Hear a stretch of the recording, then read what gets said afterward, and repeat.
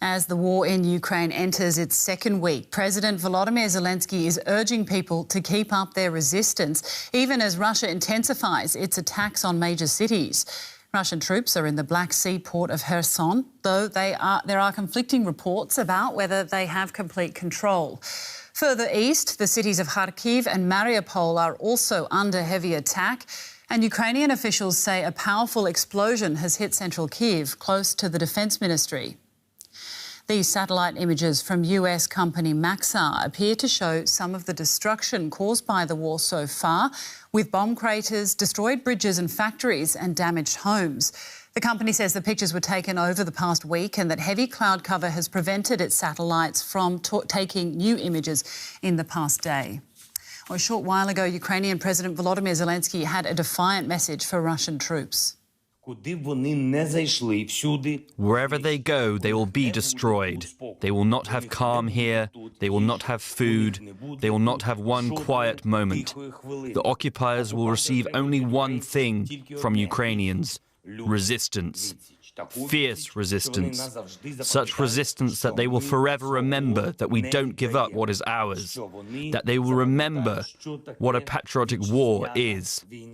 Yes, for us Ukrainians, this is a patriotic war. We know how patriotic wars start, and we know how they end for the invaders.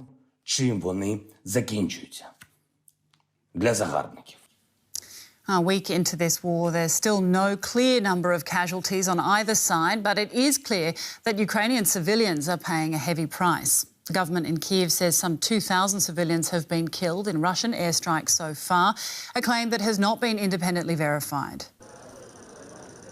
An emotional reunion. This Ukrainian man embraces his family for the first time since they were separated by a Russian missile strike on Kyiv.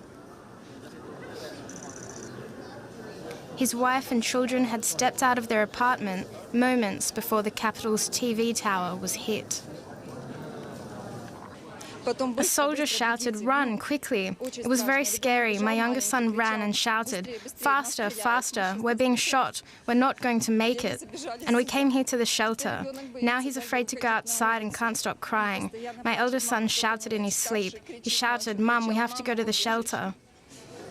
People have been sheltering in Kyiv's metro stations for days.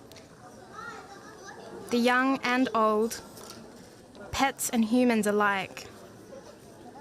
They don't know how long they'll have to spend down here, or what will happen when their food runs out.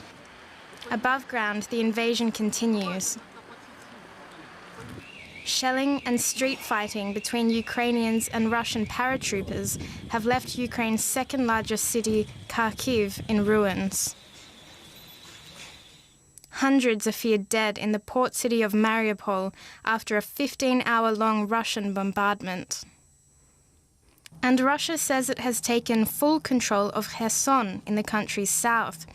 One resident recorded the moment he opened his curtains to see a Russian tank in the street. They're telling people to stay inside, shooting in the air. You hear the sounds.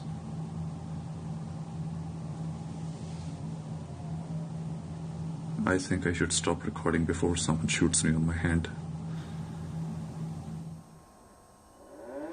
As air raid sirens blare out across Kyiv, the battle for the heart of Ukraine continues. And DW correspondent Nick Connolly joins me now from Lviv in the west of Ukraine. Nick, what more can you tell us about the situation there this morning? Well, it looks like that Russian land offensive has got stuck. We all saw those pretty extraordinary pictures of a column of Russian hardware that was estimated to be 60 kilometers long. That is not going anywhere, even in part seems to be stuck in the mud. I think the Russians are coming up against a lot more in the way of resistance from the Ukrainians than they expected. I think lots of the soldiers, many of whom are very, very young conscripts, expected to be greeted with open arms. That has not happened. The Ukrainian army is doing better than expected at using the modern Western anti-tank and anti-aircraft missiles it was supplied by the US, the UK, and other NATO countries in recent months. And the civilian population is just not giving them any peace. We have extraordinary images of whole lines of people standing outside their towns on the roads in, basically trying to block their advance of those Russian tanks with their own bodies and telling the often very kind of confused Russian soldiers to go home and that no one wants them here. And presumably in response to all of that, what you've just said, Vladimir Putin appears to have changed his strategy to effectively an all-out assault on Ukrainian cities. The civilian death toll is rising rapidly and we're seeing reports of cluster bombs as well. What more can you tell us about that? It's a really sad picture coming out of Kharkiv, as you mentioned in your introduction, a city that we were in when that 16th February, that initial date that the Americans said would be the invasion date, then everything was relaxed and the kind of big bang didn't happen, but the same streets we were walking on then, the same people we were talking to then are now sending us pictures of homes destroyed, of neighbors killed. And it does seem like the Russian strategy is changing. They realize they're not winning the kind of hand-to-hand or kind of direct confrontation, and they have to use the only real advantage they have, which is air power and indiscriminate bombing, increasingly targeting civilian infrastructure, power stations, heating plants, all the kind of things that can really up the price for the civilian population, keeping people trapped in big cities without power, potentially without heat.